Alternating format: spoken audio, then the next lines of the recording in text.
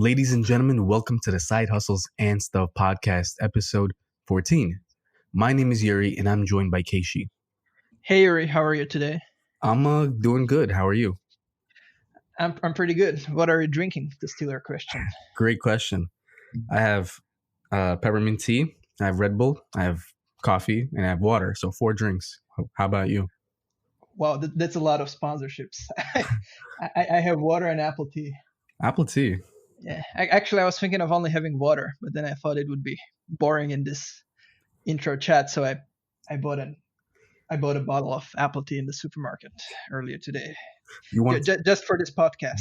You wanted to spice it up and introduce something different and hot for the listeners to be like, damn. Yeah, I was thinking it would be nice to take one of Japanese drinks every episode and just have something different every time. Oh, that's a good idea. I should have went and got something too.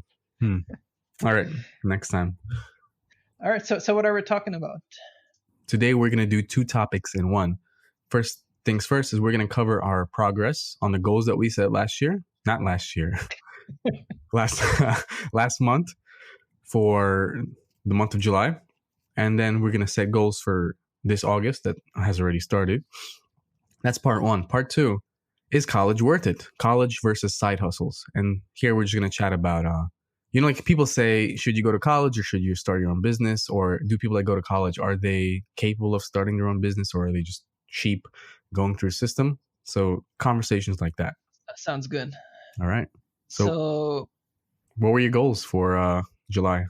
That's a good question. I think one of the main ones was getting my next content site up and running with 30 articles. And the other one was, I guess, decided I'm focusing on building right now, just maintaining the posting schedule at 7 posts a week.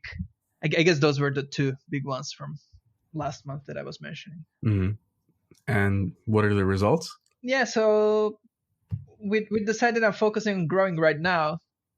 And I guess that's the main focus for me in terms of side hustles or in terms of creating blogs. So there I was able to stay on top of the goals and actually achieve it and publish 7 times a week for essentially the entire essentially the entire July. And hopefully I can increase that further to like 8 or 9 or 10 posts a week sometime soon. Mm-hmm. And on the news site, I'm up to 23 posts, so almost there, but still not quite. But my writers finished writing the 7 remaining posts as well, so just a matter of going into them and editing them and publishing them. So probably like 80%. Okay, that's good enough. Yeah, it's more than half, I guess, that counts. How about you? Goal wise, I promised 5 articles. Amazon review product type articles for the commission.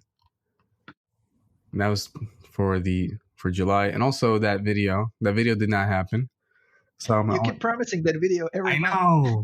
Well, I think maybe people can relate here. It's like you have this thing that you keep saying you want to do, but you're not doing it. I'm trying to be relatable here, Keishi. But yes, it's a stupid video. But I did the 4 out of 5 articles. I actually did more. Like, I had requested extra outside, not the stuff that I talked about, but I requested extra articles, and I posted 2 of them during the month of July. So technically I posted up 6 in total, but those don't count towards the 4 out of the 5 that I actually was supposed to do. Yeah, I think we can count them. That's 6 out of 5. Yeah. With slight change of plans. Yeah. I have 1 more that's sitting in the back end. Actually, 2 more. One of them is sitting in the WordPress back end. I probably have to do like a quick check and see if I have all the keywords in there. And I have 1 more that I didn't get started on. And I have another task outstanding for another language with a writer on Upwork. So. Oh, nice. So did you find some new writers, or is it guys that you worked with before? It's the writers I've used before. So I guess the way I work is, if I like them enough, if it's smooth and simple enough, I'll just follow up with them and be like, hey, are you interested in some more writing tasks? Yeah, I think it's good because there's also like things like kind of training them in your preferred style and things like that. So it's always nice to return to the same writers. Yeah. I've been working with the same 3 writers for the past few months as well. Yeah. That's been really nice. So we missed our goals, you could say. I think you've you over delivered. Yeah. I think we can accept those 2 posts as part of the 5. Yeah. Right. But the wonderful, like the wonderful thing of having that conversation that we did last month about goals. I mean, all of this effort, like unrelated to the Amazon product stuff that I was supposed to write, it was also I was kind of motivated to put out more work, and that's why I did it, because we had that conversation, and at that point, my mind was like, all right, let's. What else can I do? Yeah, exactly. It's accountability to one extent or another. It just inspires you to do more. Yeah, I think that's really important actually, because sometimes it's really hard to just like if you're just sitting by yourself in front of your computer and like nobody's kind of checking on you, then it's hard to force yourself to write an article or to publish an article or something. But then again, if we chat about these goals every month, then there's at least something that we gotta deliver, because otherwise we look like we haven't done anything at all. Yeah, exactly. And I guess just a quick mention, going back to like why I like that Arnold Schwarzenegger autobiography, is the fact that it was all about him talking about everything that he did, and that's, to me at least, inspirational. So it's nice to have someone talk like that, and I think anyone listening would also be like, oh wow, they're doing a lot, or they're doing something. I want to kind of do something too. Yeah, in my case, even getting started and then getting things built up and stuff like that was just a lot of listening to a lot of podcasts. Like Entrepreneur on Fire is really good. Authority Hacker is good, and there's a bunch of different podcasts that I just listen to pretty much like every day. Yeah. And those are kind of the ones that kept pushing me forward, and just following a bunch of blogs or following a couple of YouTube channels. Mm-hmm. So yeah, so I think this is good when we talk, but it also doesn't mean that whoever's listening to this needs somebody to actually talk to about their side hustle, even though that's good, I think. But even just somebody to listen to and somebody to kind of keep following, just to kind of have the same motivation for yourself, I think that's good too. Like now pretty much anybody can be your mentor in a way, right? Because you can just go to somebody's YouTube channel and just keep watching them. Yeah. And I think as long as you do that and do things in parallel, I think that's a good way to get things done as well. Yeah, that's a good point. I actually should probably subscribe to more podcasts of that nature. I only have my first million that you suggested to me. Yeah, that's a really good one that I recommend.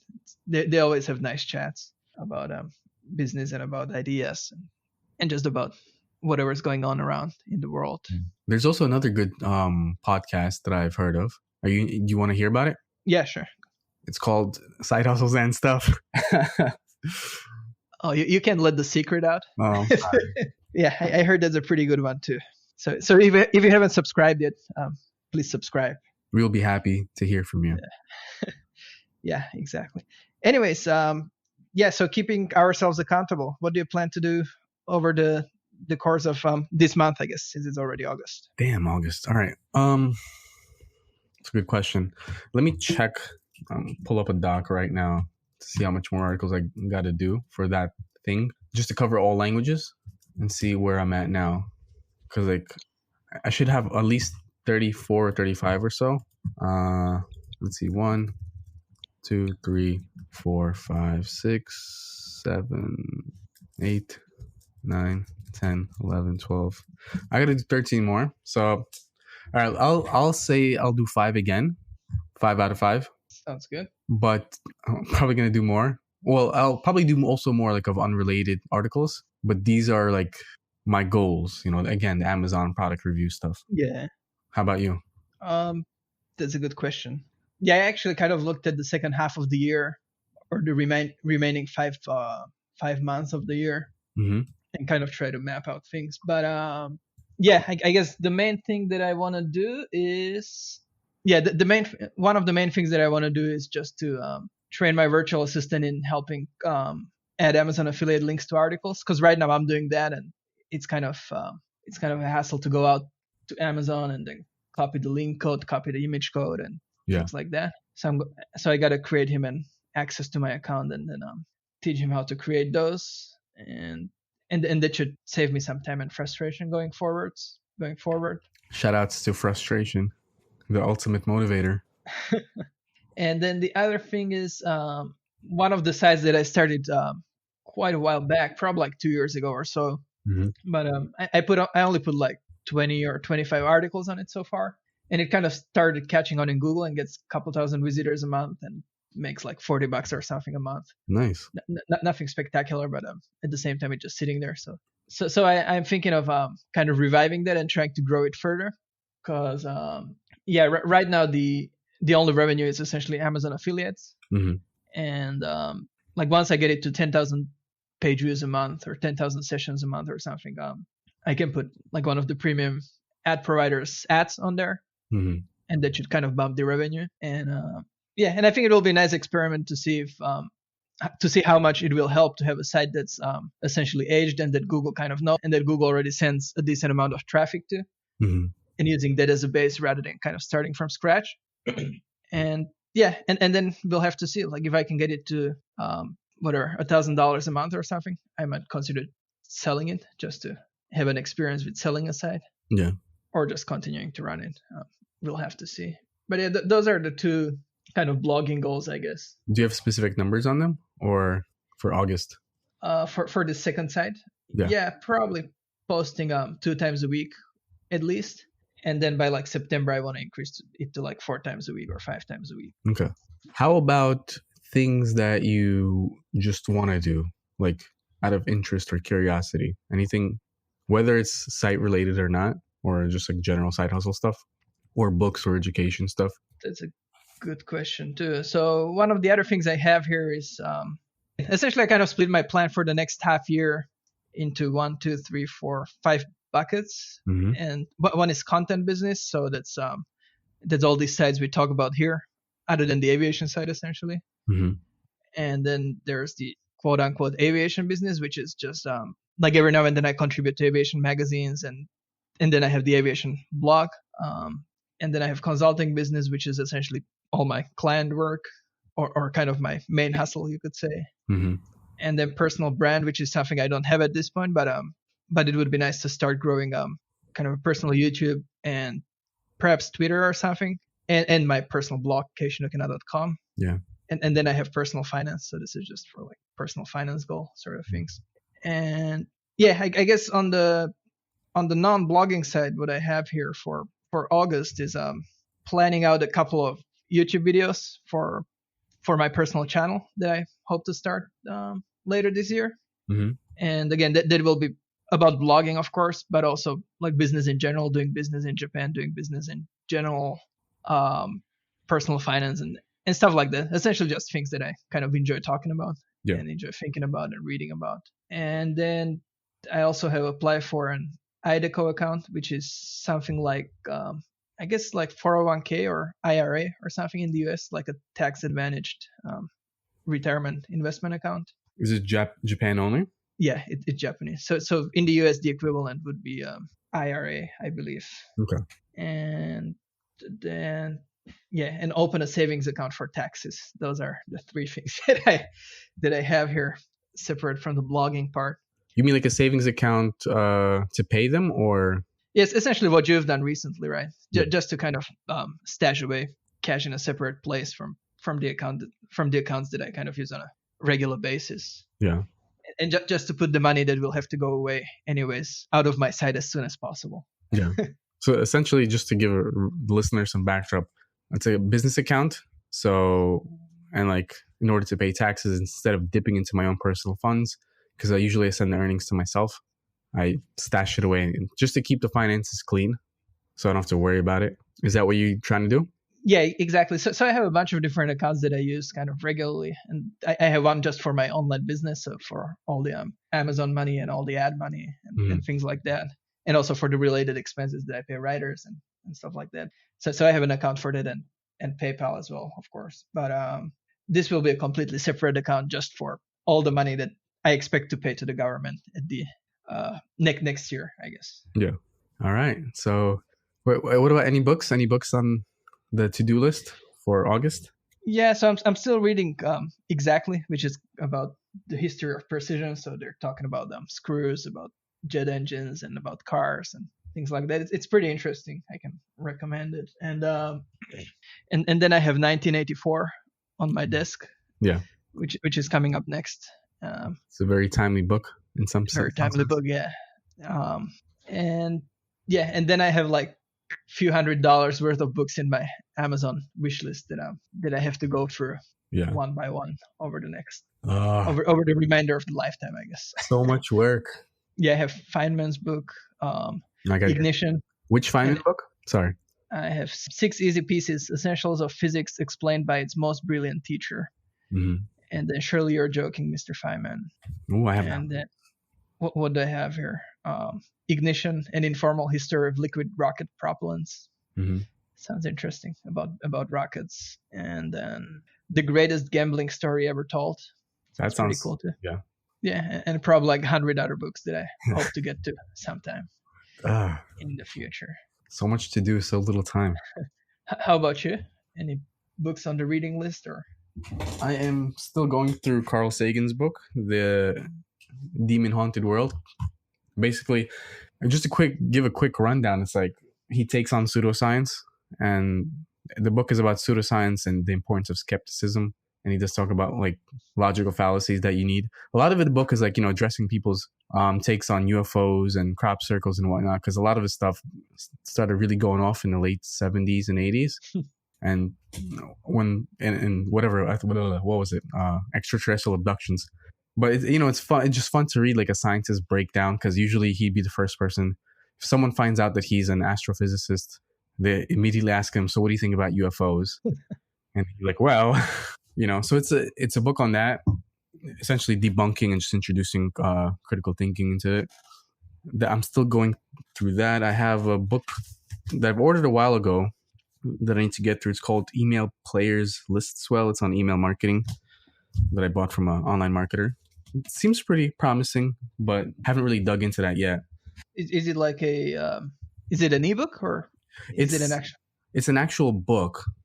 So to me, I think it seems like a collection of his some of his choice work that's kind of put together and it's printed. In some way, it's kind of impressive. It makes the product feels very premium. It doesn't feel like a cheap product. Yeah, that's nice. And although like some of it is like interviews inside that probably were transcribed and just put into the book. Either way, it feels. I guess the word would be significant.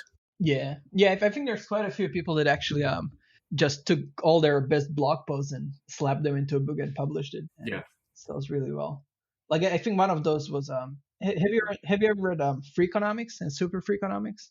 I have heard about Freakonomics, but I've not read it. It's pretty cool books. I recommend reading them. It's kind of fun. But yeah, those guys have done similar thing where they just took their blog posts and put it into a book.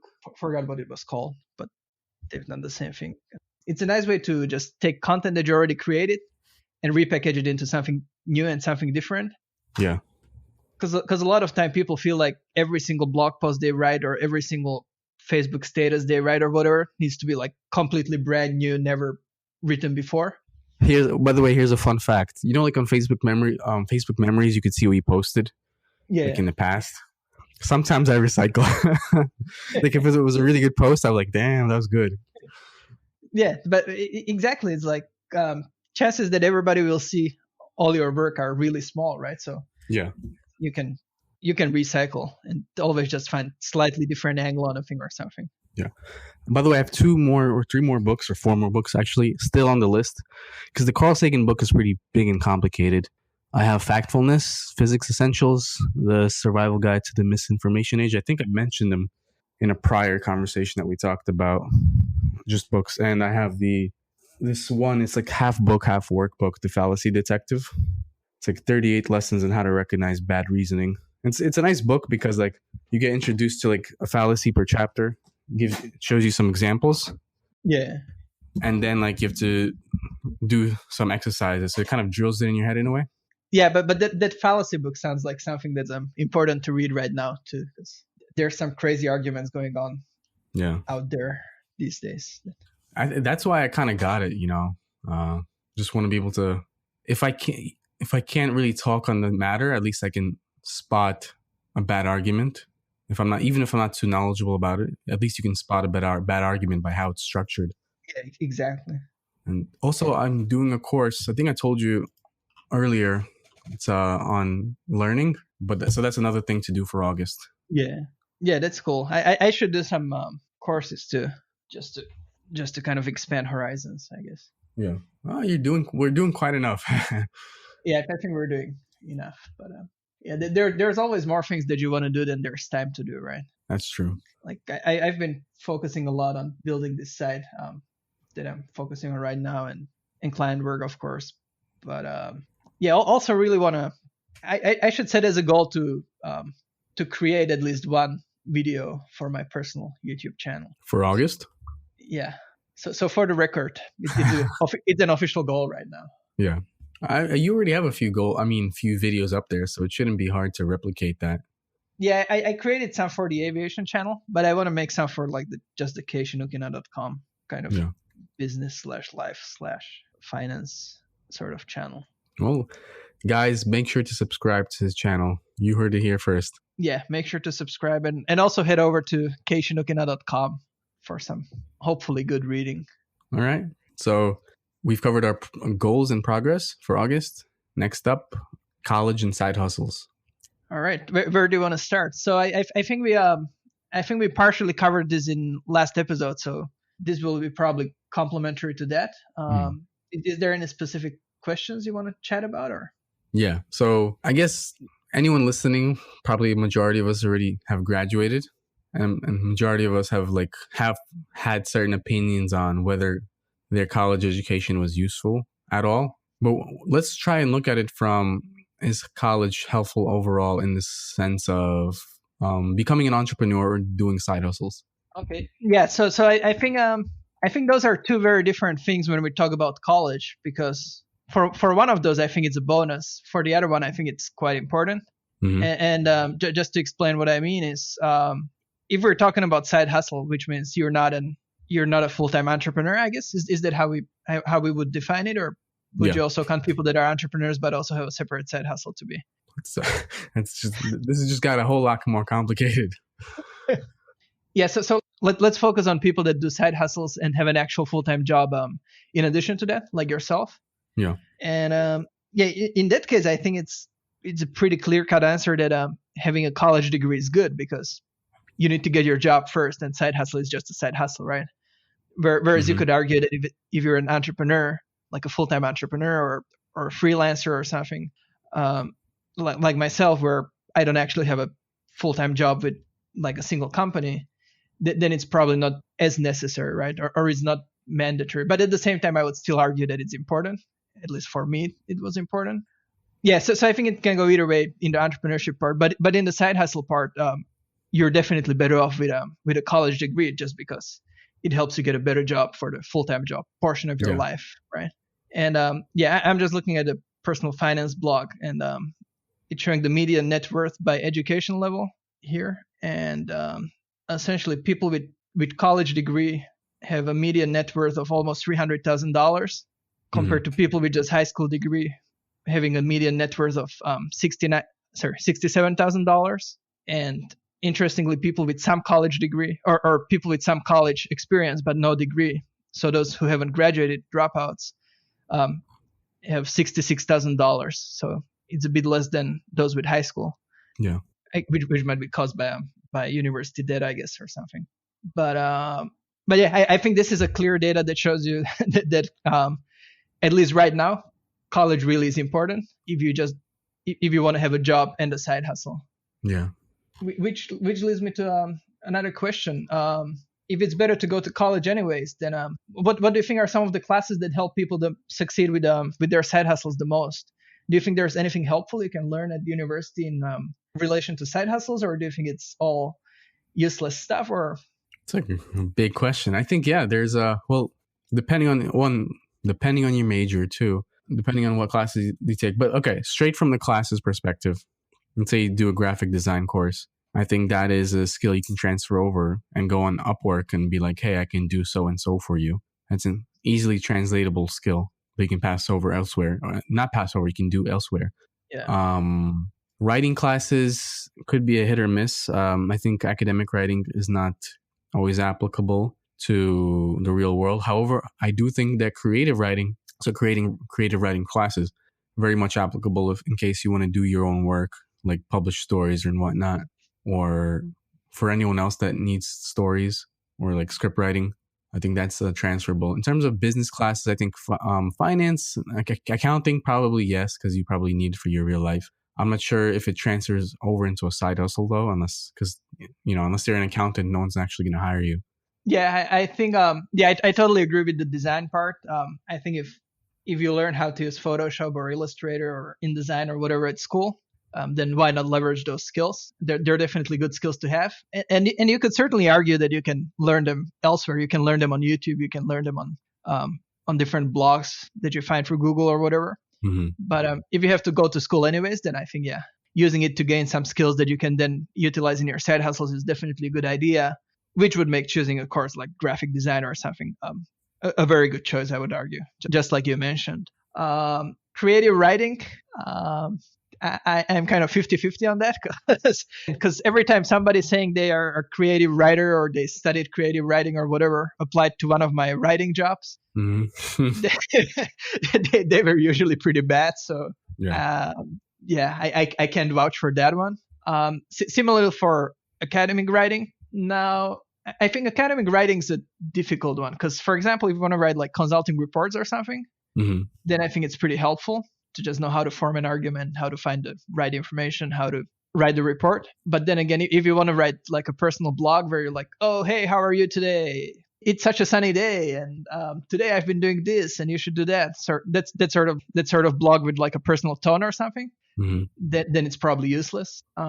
Useless class for that sort of thing. So I think it really depends on what type of writing you want to do or what type of side hustle or side gig that you want to do. Yeah. But yeah, in general, I agree with you that still having some sort of writing experience is definitely better because you have some sort of base. Yeah. And then accounting, I completely disagree with you. I think it's the most important class actually for side hustles or for life in general. But to get a side hustle, as in, I mean, you use it to calculate your own expenses and whatnot, right? To handle your own finances. But in the sense of using it to get a side hustle. Yeah, so I think if we're talking about just getting a side hustle on like Upwork or something, then it's clearly a useless class. And probably like improv or like theater or sales or something will be much more helpful. But I think if we're talking about building a side hustle, as in building a small business on the side, in addition to your full-time job, or building a side hustle that can eventually become a full-fledged business, then I'd argue accounting is one of the most important things for you to learn for a very simple reason. Because essentially, if you run out of money, you're done with your side hustle, right? Or you're done with your business. I mean, you can always start from zero, but essentially you're at square one or square zero. And like I feel like a lot of people kind of run by the seat of their pants. Or they manage their business based on their account balance, right? But when you do that, I think it's really easy to run out of cash because you don't kind of anticipate all the future cash flows and all the revenues that you have coming in and so on. So I'm a really big believer in like doing really good bookkeeping on a monthly basis, just to kind of know where you are and where you stand, and like have you grown, have you shrunk, have you made more profit than last month? Have you made less profit than last month? Or should you spend more money on like content or something so that you can pay less taxes for the year and things like that? So it kind of gives you a nice snapshot of what's going on with your side hustle or with your business, I think. Yeah, I agree with that. So yeah, for me personally, I rank it among like the top 3 college classes I've taken. Just that I never enjoyed my accounting class. So it's one of these things that maybe you have to grow and mature to learn to enjoy and understand the necessity of it. Otherwise, I think most people just try to wing through their accounting class and get it done and over with so they can move on with their life.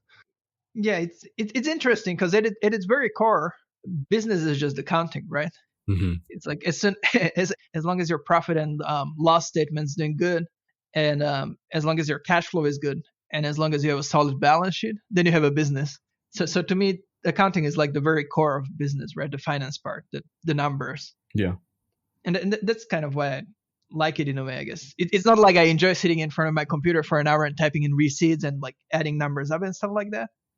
But it's like the output, it's like the reports that you see, it's like the graphs that you see. It just gives you a really good understanding of what it is that you're actually doing and how does it translate into actual money. At the end of the day, that's why we're doing this, right? Yeah. That's a very good point. Any other classes? Well, what classes do you think are not helpful? Yeah, so I guess the most useless class I took was Korean, because I just took it for one semester to get the required number of credits. Most classes were like 3 credits, I think, right? Mm-hmm. But like Korean was 4 credits, and like taking a 4-credit class instead of a 3-credit class meant that I would be able to reach the required number of credits to graduate. So I took Korean in my last semester at a university.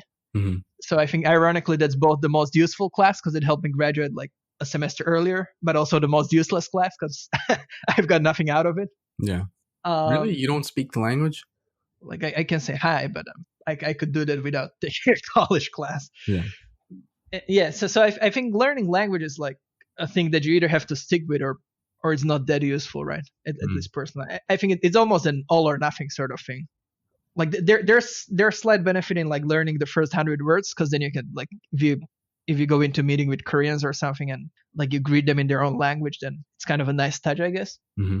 But then like having anything beyond that, like, oh, I know how to say I need to tie my shoes, so can you please wait? In Korean is really not helpful. Mm-hmm. So I think then there's like a huge gap of uselessness. And then there's like a certain level of fluency, at which point it becomes useful again because you can actually hold a meaningful conversation. A huge gap of uselessness. That's a good phrase. A huge gap of useless. But seriously, I mean, if you think about it, right? It's like unless you can communicate with somebody fluently in the language, then the next most useful thing is just being able to kind of use it as a nice touch to be able to say like hi in Korean or like thank you in Korean or something. Yeah. But again, going beyond that, like what's the point? Arguable, but I see your point. Yes.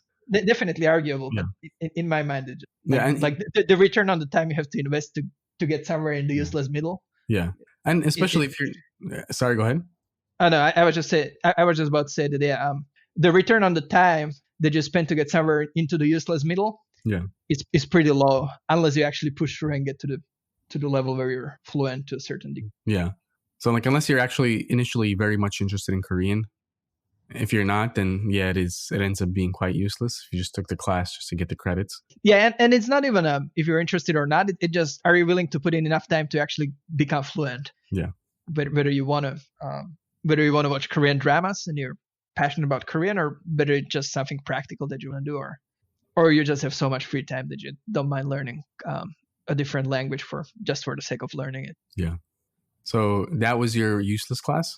That was the most useless and most useful class. Same time, I guess, thinking about it now. Mm-hmm. But yeah, to get into a more practical realm, I think it's really hard to tell, right? Because like I can say like the economics class was useless or something, but then again, like I think about demand and supply and things like that every day, mm-hmm. and like it's hard to tell if it's something that just comes intuitively or if it's because you sat through those classes that you actually kind of understand those things. Yeah. So I think it's. Yeah, I wouldn't call any class 100% useless. Like there's probably some little bits and pieces of information that I took from each class. Mm-hmm.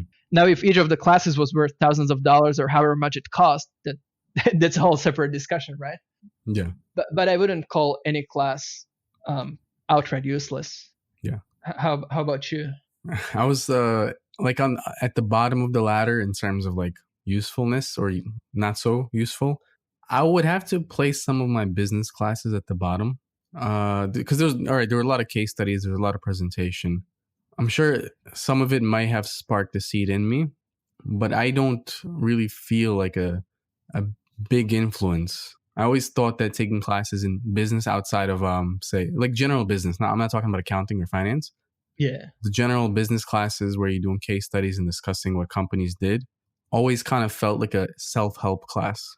For some reason, like, yeah, you can get a background of what they did and how they did it and how they improved and how they improved their sales.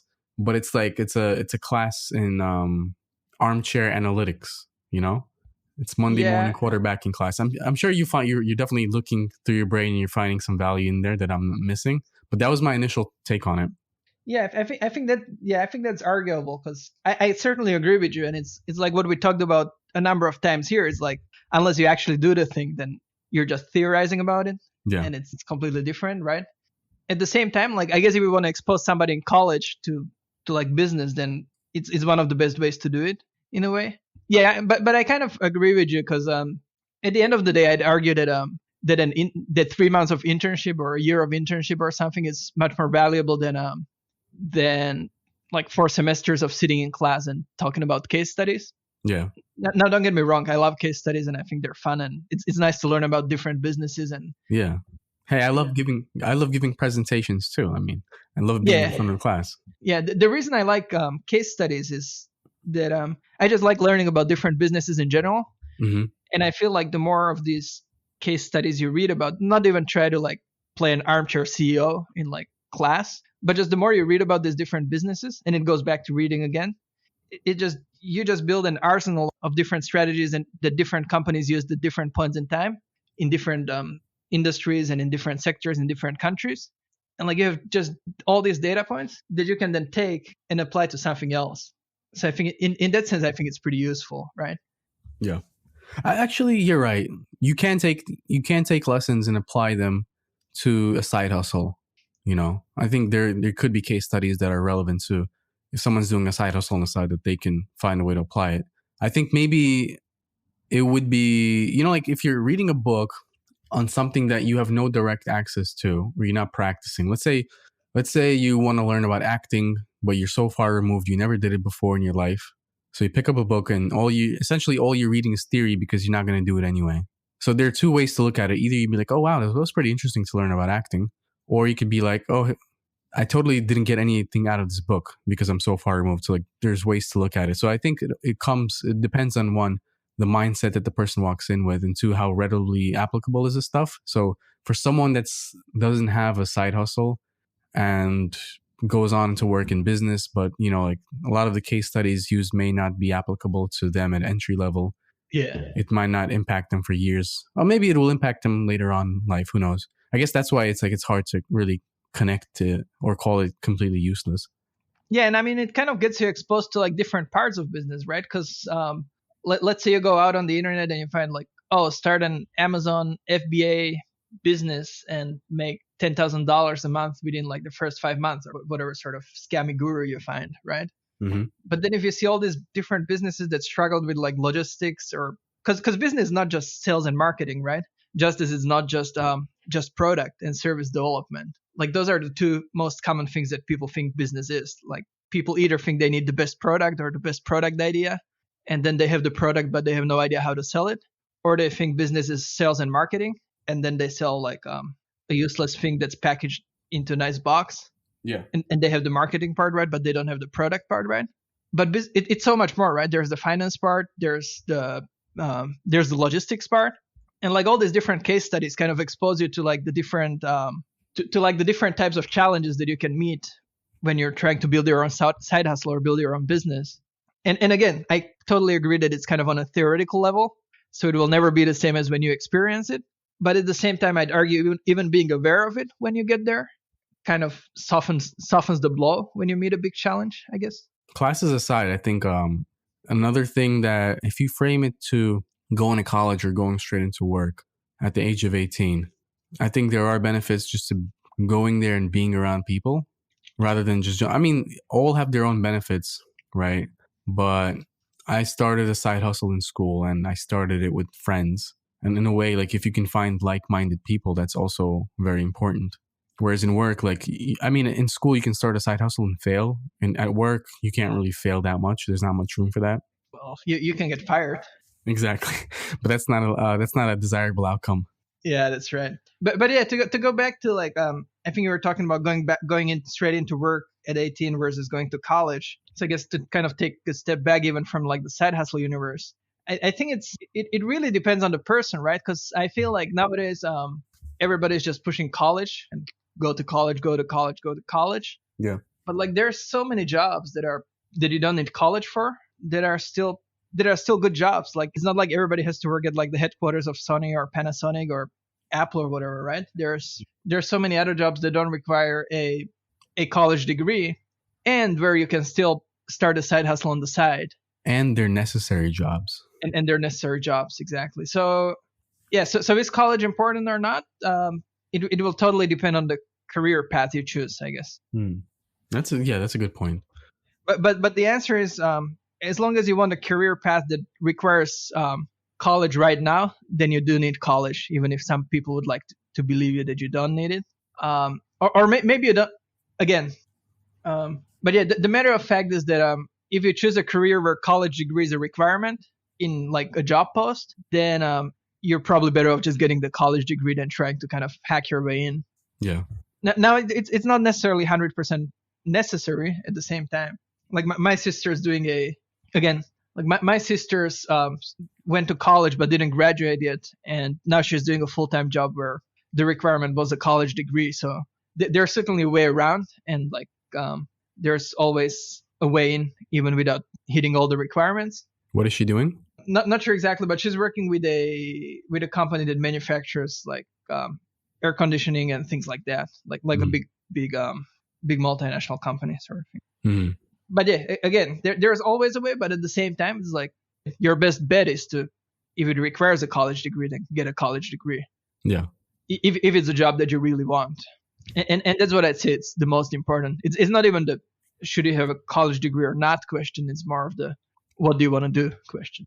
Yeah, I think that kind of wraps the whole thing up. Like it really depends on what the person wants, where they are mentally, how much work are they willing to put in. Like, yeah, there is value in college classes and there's value in like transferring it over to your side hustle, but it also depends a lot on you on actually pursuing that and finding ways to make it work. If you're trying to start a side hustle, but you're already kind of down on the whole college argument.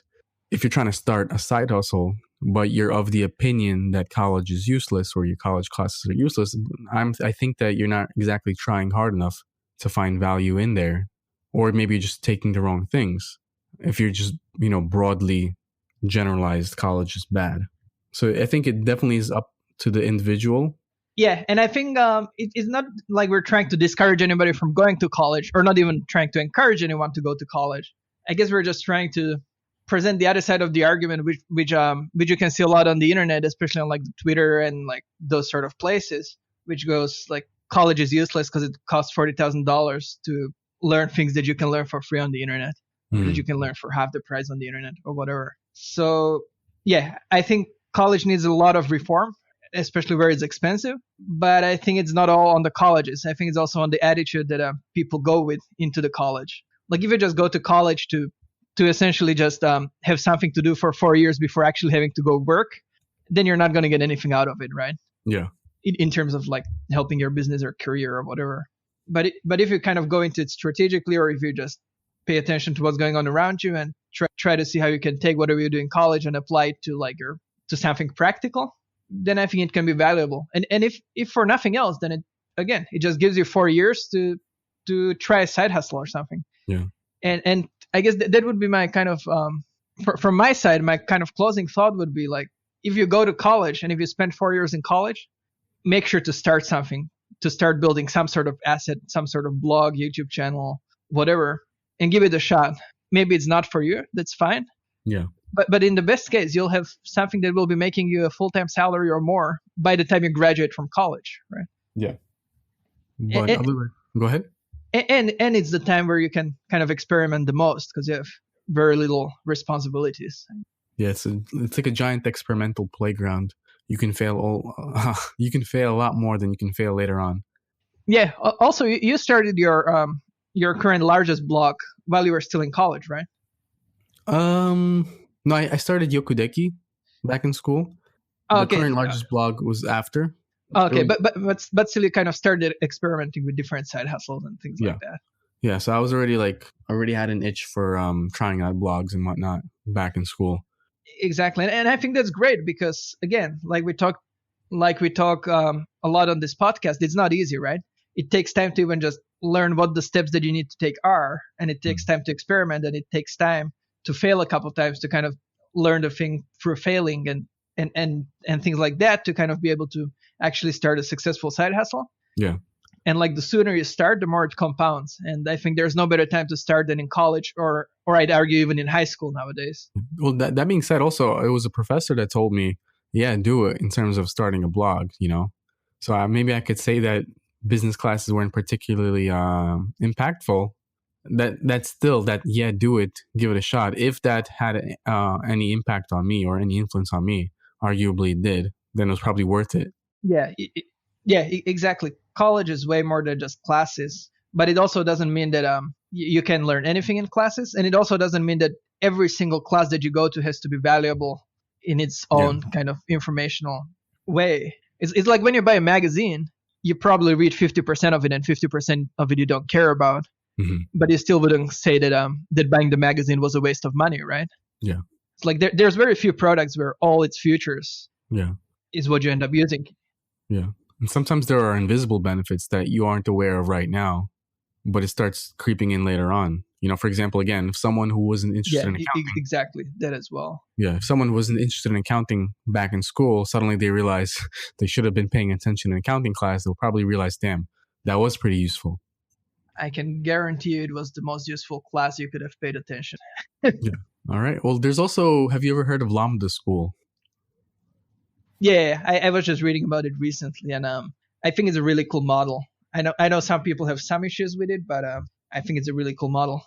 What do you think about it? So the model is essentially, it's an income share agreement, right? You go to school for free. It's an online school. It's for programmers only, I think. And once you graduate, you don't have to pay them. They find you a job, and only when you start collecting paychecks, they take a chunk of your paycheck. So it's an income share agreement. Yeah, exactly. Yeah, I'm just looking at their website. I'm not sure if they always find you a job, but they definitely have an incentive to help you find a job, because like Yuriy just said, you only pay portion of your income. So like if you go to Harvard, you have to pay upfront like $50,000 per year, right? Here the school costs $30,000, but you don't have to pay upfront.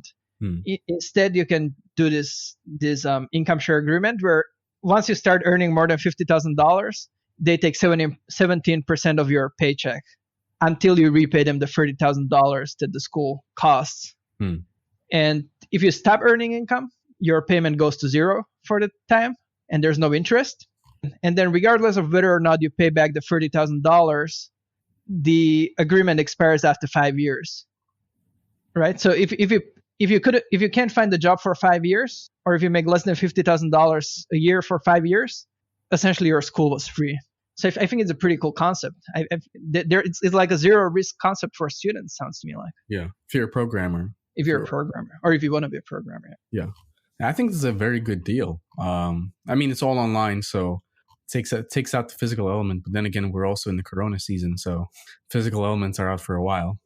I hope it's season and not age, but yeah. But yeah, this makes perfect sense to me. And like right now, what I think is the biggest issue with colleges, especially in the United States and probably in Japan partly too, like if you want to go to some of the what's considered the better colleges, it's the cost, right? And it's like you're either lucky enough that your parents can afford it. Like I was lucky to graduate with no student debt because my dad was able to pay for college. So it's either that or you graduate with a lot of debt, and kind of your starting line after college is like negative 50 grand or something. And I think that can be pretty challenging. Yeah. Whereas there, essentially, you're a clean slate the moment you graduate. And here's a strategy. Don't tell Lambda School you have it from us, but I think ideally you'd go to this school and then move to Southeast Asia for like 5 years and live like a king for $49,000 a year. And then your agreement expires, you pay zero for college or you pay zero for this school, and then go on to do whatever you want. All right. Well, I don't think they're listening to us. So it's kind of like travel hacking, but it's like school hacking. School hacking. That should be a new podcast. School hackers. Find out the ways to hack school instantly. Yeah. I love traveling for less than other people pay for their travels. So maybe there's people that will enjoy going to school for less. Hacking their way into school. Yeah. Hack your way to school. I think there's a market for that. Yeah, but regardless, even let's say you go here and you have to pay the 17% for the first 2 years. Mm-hmm. It's still a hell of a good deal because I mean, like let's say you get a programming job that makes like $80,000 right out of college, which I don't think is uncommon in the United States. And from that, 17% would be $13,600. So even assuming that you find a $80,000 straight out of college job and you keep making that for the 2 years.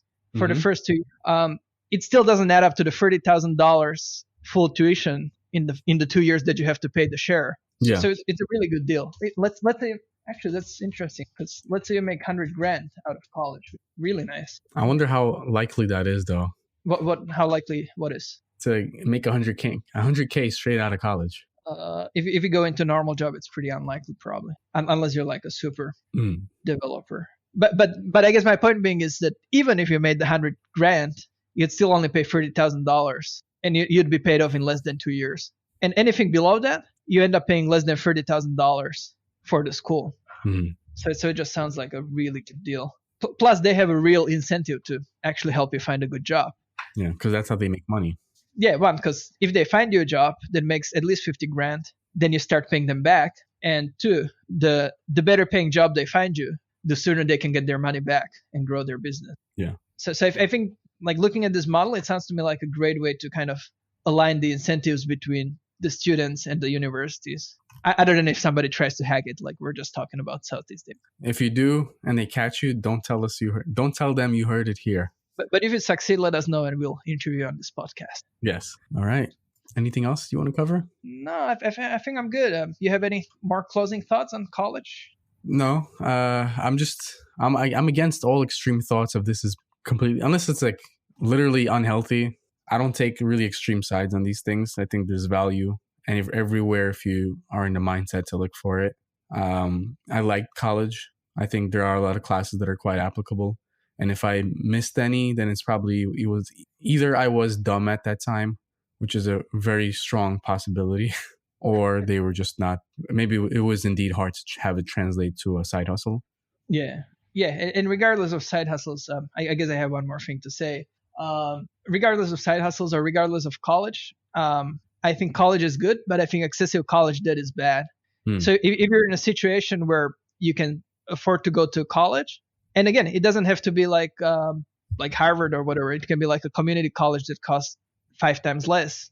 Or if you're in Europe, it can be free, right? But I think it can be good. But again, if you have to go into like $30, $40, $50, $60,000 of debt to get a college degree, especially if it's for something where you don't have a clear kind of career path, like you would if you go to med school or to like law school or like if you study accounting or something, then I think it's a really bad choice because like starting with $50,000 debt is probably not much fun. Like I luckily I haven't had that experience, but I can't imagine it being too much of a good idea. Yeah. Thank you for tuning into this Side Hustles and Stuff podcast.